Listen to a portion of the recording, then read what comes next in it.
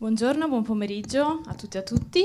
È un piacere per me darvi il benvenuto questo pomeriggio alla proiezione all'anteprima nazionale di Peacemaker, che come sapete è uno dei film che arricchisce la programmazione di questa 19ª edizione di Pordenone Docs Fest. Colgo l'occasione innanzitutto per chiedervi di fare un applauso a Ivan Ramliak, il regista del film.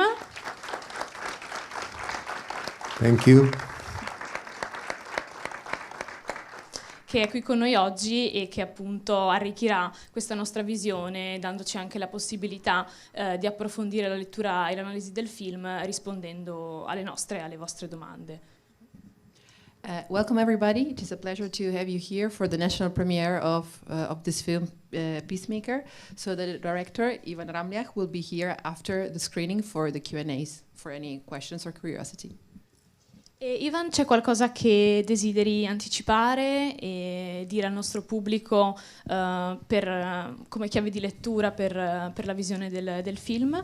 Is there something you would like to say before the screening to give a sort of key, to read into the film? I'm not going to give out the keys, but I would like to thank you for coming and thank the festival for inviting me. And you know that this is a film about the start of the war between Croats and Serbs. And unfortunately, I cannot wish you an enjoyable screening because this is not an enjoyable film. But I hope that you will find these 100 minutes interesting, at least. No, non vi darò nessuna chiave di lettura, comunque vi ringrazio per essere qui, ringrazio il festival.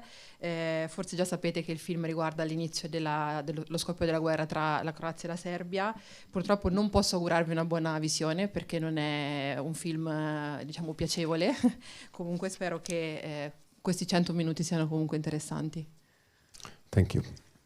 Grazie.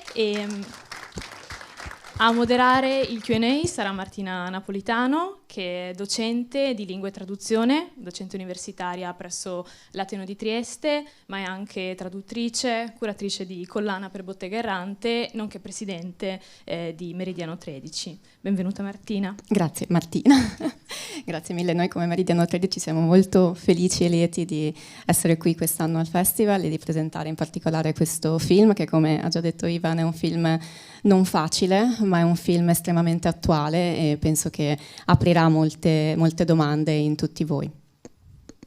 So today with us we have as moderator Martina Napolitano. She's a teacher and also a translator, also the president of Meridiano.